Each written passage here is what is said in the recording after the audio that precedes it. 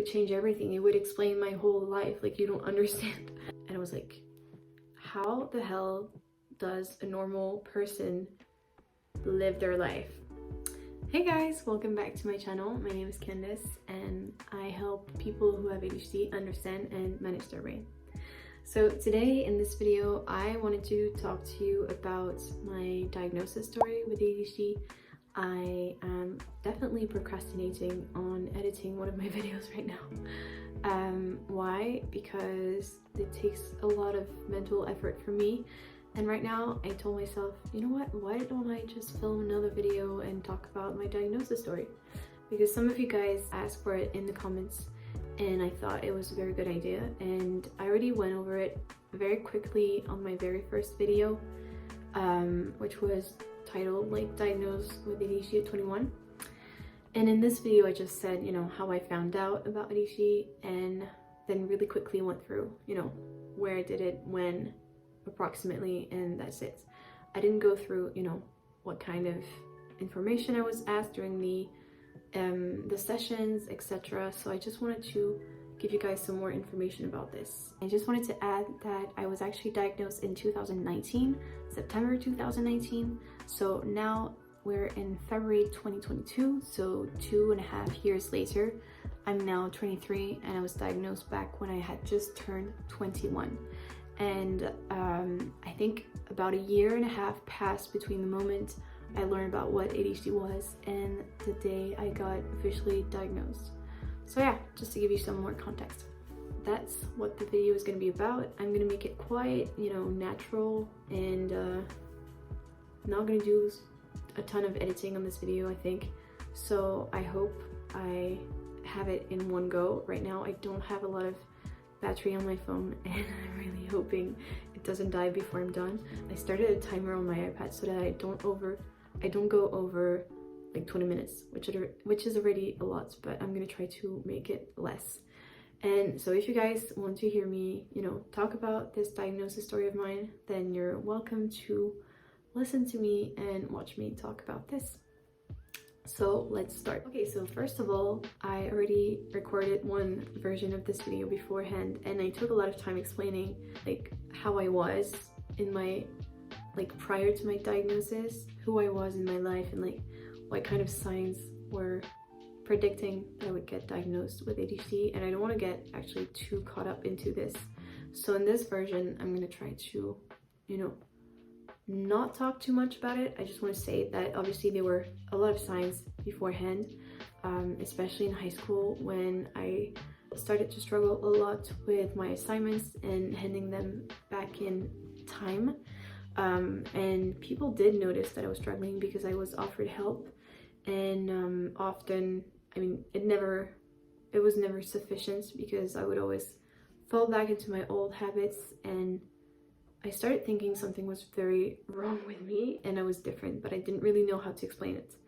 And in my relationships, I had a lot of ups and downs, and overall, I was a very intense person, and I still am, but like before this, I just thought, you know, I'm just weird and I'm just really emotionally intense, and I don't handle teasing very well. I don't handle rejection very well, which is a whole subject that I'm going to talk about in the next video, or that you might have already seen on my channel depending on when I post this one. But RSD, rejection sensitive dysphoria, is a whole thing for ADHD people, and I was definitely experiencing this. So yeah, all those signs, you know, put together directed me towards this diagnosis. But I was completely unaware of what ADHD meant at the time. So, you know, I got my A levels, or the equivalent of it, in France. So I was in an international school, which is where I learned to speak English. Someone in the comments mentioned that they figured out that I was French from my accent, so well done, I'm French. And yeah, so I got my A levels, I went up to university, and this is when things got really, really, really hard for me, because all of a sudden I had all those responsibilities. So, you know, taking classes without anyone, you know, watching over my shoulders to tell me when to, you know, write my report, do this assignment, learn my lessons, and I was like completely free of doing what I wanted. And this didn't really end well for me in first year because I went to bed whenever I wanted, I ate whatever I wanted, and I hung out with my friends way too much because I was in a student hall, so it was like, you know, living the life for the first year. And for most people, it's just limited to this, the best year at university that they can have, or at least, you know, it seems magical because you're away from your parents all of a sudden and you can do whatever you want. For me, it took another turn because all my responsibility came piling up on me. I had bills to pay. I remember my phone bill. I needed to go to the agency I needed to go to HSBC to pay it by cash. Don't ask me for what reason. It was like such a stupid arrangement, but I needed to do this, and I always ended up doing it very, very late. I missed a few months, and then I went there and I had to pay 2 or 3 months at a time, and I got, you know, letters telling me that I was in danger of having like some bad stuff on my credit appear. I don't know, like it was very a difficult time for me, and it was like always some kind of pressure in the back of my mind, and I just kept pushing it away like it doesn't exist, and it just kept piling up. And also my, you know, emotional dysregulation issues, like my relationship issues, just me fitting in awkwardly socially, me having trouble organizing myself, organizing my time, managing my time, planning ahead. All those things came like crushing on me, and I was like, how the hell does a normal person live their life? And I had like a crisis, like an identity crisis. I didn't know who I was. I had no self-esteem. When I say no self-esteem, I know this seems like very harsh, but it seemed like it at the time, that I was just completely lost. And so, trigger warning there.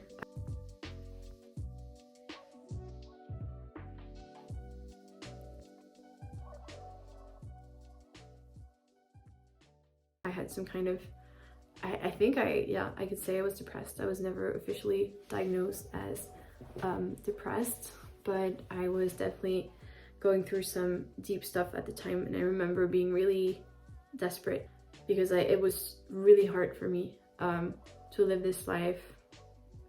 I felt like I was going nowhere. And it's quite hard to talk about, and I don't want to shock any of you, and you know, I'm just gonna keep talking because okay, so after this episode I started to get help, and I was in group therapy for a while, but no one noticed my ADHD. So I kept going through university like this, and then at some point I found a video of coach, like a female coach called Mel Robbins, that I talked about in another of my videos, and she talked about focus in one of her videos, and she mentioned that she had ADHD, and I was like, what is ADHD? And she started talking about symptoms like, you know, so I have ADHD, so I really struggle to focus on stuff, so I do this and that, and like, wait a minute, she sounds just like me. Like what she says is very similar to my struggle. And I was like, I've never heard anyone say something like this, and I've never heard anyone relate to my experience before. So I went online, I looked for ADHD, and I found all the symptoms. I started taking tests online. I started like involving my flatmate, who is still a very dear friend of mine, and who used to know me before university. So she took part, and we did the test together, and she was like, yeah, it sounds like you. It's definitely like, it definitely fits. The traits, like the symptoms and your personality, they definitely match. And I was like, wow, this is so huge. And I just learned more about it, read a lot, and I started getting really interested in the subject. And I was like, you know, this could explain everything. And I remember having like a few drinks actually, with one of my very good friends, and we would just talk about it until like she would corner me and ask me like, why do you think that's you? Like, tell me more about it. Like, tell me about your history. Why do you think this could fit, and like what would it change after all? And I was like, it would change everything. It would explain my whole life. Like, you don't understand. And I don't think she understood because she didn't have ADHD, so she didn't know how I felt this whole time. But I was very grateful that, you know, she was around for me to tell her about my experience and stuff. And so she comforted me in the sense that she told me, you know, if you need to get diagnosed, then just go and do it, and then, you know, you'll finally know if it's yes or no. If it's not this, then maybe you can look elsewhere for answers, because I was definitely desperate for an answer and like a meaning to my life at that point, and some kind of explanation for everything I've been through. And so after this, I went back to Paris to do my master's. So I was done with my degree. I had a lot of ups and downs and struggled with my grades, etc. So that'll be a whole other video. But after this, I managed to, you know, get my degree, get an upper second class degree in England, which is like a 2-1, which is not that bad. And I went to France to do a master's. And then I started to look for a therapist. And so my way of looking at it was, I want to find someone who is specialized, who is word for word specialized in ADHD. So I only looked at those, and I started looking in Paris because obviously there's more people. So I'm from Paris and I live in the suburbs. I started looking in the capital because I thought there would be more people, obviously, and this was the case. So I found someone who was specialized in addictions and ADHD because those two are closely related. So she was specialized in ADHD, and so I, you know, contacted her. I think I booked it online. We have a platform in France called Doctolib, which allows you to book any appointment with a doctor, like from, you know, remotely. So I did this, I think, and it wasn't all paid back by social insurance. Like I had to put some money in it from my own pocket, and it was not that cheap, but you know, it is what I had to do because I really wanted to get this diagnosis. And I know for most of you watching, you probably don't live in France, but this is one thing that is hard to accept. When you want to get diagnosed with ADHD, you have to go through a lot of waiting, you have to be persistent, you have to really want it and wait for it. And I know this is so hard and this can discourage you. And I know in some countries, for example in England, if you go through NHS, you have to wait for months until you can get a diagnosis or even an appointment. And it's so frustrating, and I hope it's going to change in most countries. But right now, this is the way it is, and I really guarantee you that it's worth it if you have ADHD symptoms to go through this process, even though it sucks. You can do it. You can go to the end of it, and once you get the final answer, whether it's a yes or no, you'll be so happy that you have done it. So that was just a message of hope if you're going through this right now. For me, it took some time, but not too long, I think, once I was back in France.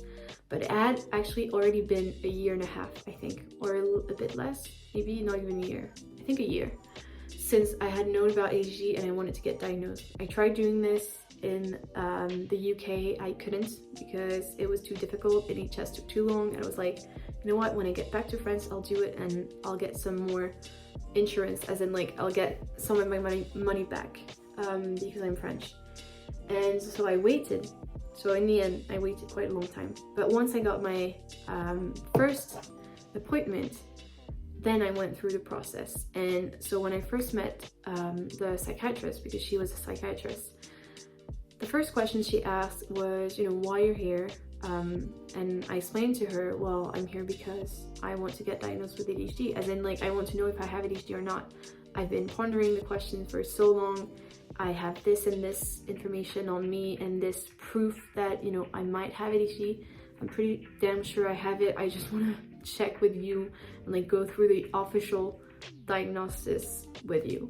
And so she was like, okay, I'm gonna tell you how it's gonna go. First session, she just asked me tons of questions to just, I guess, like assess my claim and, you know, see if I was legit, I guess. And then she was like, okay, so for the next session, can you please bring some, like all of your records as far as you can find them from primary school, middle school, high school. So I don't know how you call them, like records from the teachers, you know, where you have your grades and the comments of the teachers. She told me to bring all these to her and she would review them with me. And so it was quite funny to go through all of them. And I know if you're getting older, as in like if you're watching this video right now, you have not been diagnosed yet and you're like 40, maybe you don't know where your records are, and it's fine. It's not a problem, I think, if you just tell your therapist that you don't have them. It just helps them have like a second opinion on your past from external characters in your life. So it's quite helpful for therapists who want to diagnose you. And so I got those records, I showed them to her, and going through them myself, I was like, whoa, several stuff comes up a lot. Like, talkative, doesn't pay attention in class, could do so much better if she just focused. All those things that are very classic for someone with ADHD were there. And so she went through them with me, and then I think that was like the second session.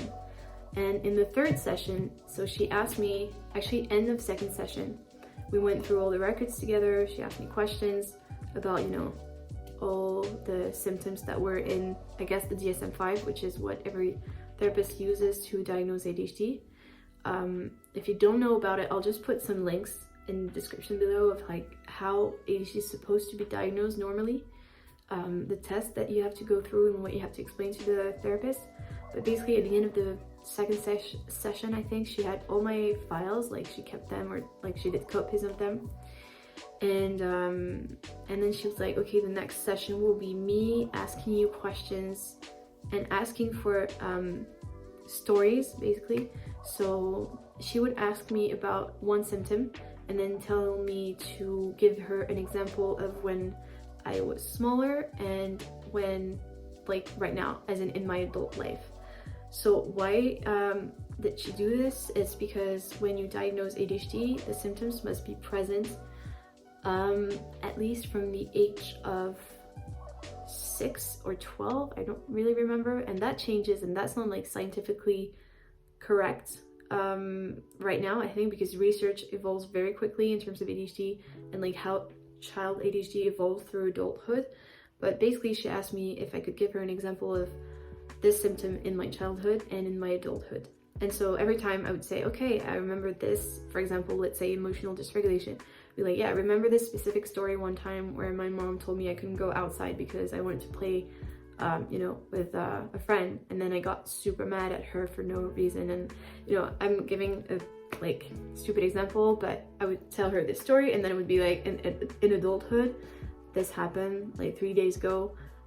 Someone asked me this, and then I did that, or whatever. And so she would just keep on going, and she had her list, and she was like writing stuff down as I was going. So it was literally like an interview, like an exam almost.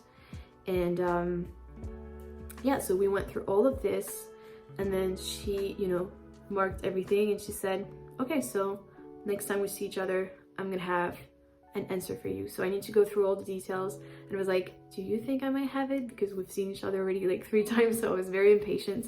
And I was like, do you think that might be it? And she was like, yeah, like to me it sounds like, you know, from what you've been telling me so far, it does look like you might have ADHD. And we'll see from your answers whether you have more of the inattentive type, the combined type, or the hyperactive type. And I'm sorry about the sun right now, it's coming back, it's annoying. But the next session, which I think was the 4th one, I should have written this down because I'm just basing myself on my memories right there, but I'm pretty sure it was the 4th one. So it took a few months. I think it took like 2 months. I probably got diagnosed in October 2020, if I'm not saying that wrong, or 2019. I think it was 2019. I'm sorry, I forget, but I think it was like 2 years ago.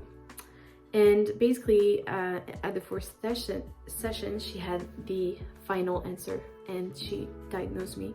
She went through the whole report. She showed me my score, because it's very simple. In the DSM-5, they test you for, I think, inattention, impulsivity, hyperactivity symptoms, and they just tick, you know, happens often, not often, or, you know, I don't remember, I don't want to say something wrong, but it just had literally like boxes, ticks.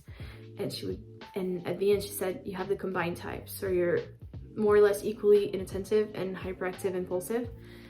And so that literally changed my life. At that moment I was like, okay, like as in like I was expecting it, at the same time I didn't necessarily want it to be true because I knew this would involve so many, this would mean that I would have to, you know, get help and actually change things about my life to get better. And so it was a shock. I thought I would be happy, but I was really sad at the same time. And I remember actually meeting a friend afterwards and being like, I have ADHD, like, what does this mean? Like, what is my life? And she was really supportive and we talked through it. And then, you know, I just had to go on with my life. I straight after getting diagnosed, during the session, I talked to the therapist about wanting to try medication. I just wanted to try it for the sake of it, because I had read and learned that, you know, medication was the first line of help in ADHD therapy. In ADHD therapy, what am I saying? Yeah, to treat ADHD and ADHD treatment. So I wanted to try it. And so I went through a whole medication journey, which will be a whole other video. But yeah, I guess that's my diagnosis story. I was expecting this, I guess. I was expecting for it to take time. And the fact that it took a few sessions reassured me, in the sense that I felt it was a legit diagnosis. If it had been done in one session, I think I would have thought that it wasn't very thorough, because the most important thing to look for in someone who diagnoses your ADHD is that they take the time to understand your history, because everything resides in the history. They need to understand who you were as a child, how you behaved as a child, and compare it to how you behaved now. And the second most important thing is how it affects your life. I think one of the criteria of being diagnosed with ADHD is that it affects at least 2 major areas of your life. So for example, let's say school and at home, or for someone at work and at home, or relationships and at home, or something like this. I think it's like, it must affect you in a very negative and debilitating way for it to be considered ADHD. Because if you have some of those symptoms, you know, sometimes, and you're like, but it doesn't really affect my life, then it's not necessarily ADHD and can be related to something else. So I'm done for this video. I'm gonna, you know, wrap it up before my phone turns off. Thank you so much for watching. I hope you got something out of it. I hope for those of you who are looking to hear my story, I hope I satisfied your questions and your curiosity. If you have more questions on this, please let me know in the comments and I'll try to answer them as much as I can.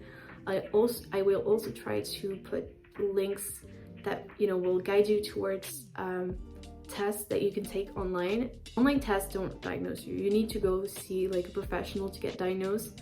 And what online tests did for me was just, you know, confirm what I thought and guide me to an answer. But, you know, take them with a grain of salt. Obviously, I don't want to say that they're perfect, and there are a lot of them out there, so I don't even know which one is the best. So, you know, take everything I say with a grain of salt. I'm no professional, so please, you know, be careful.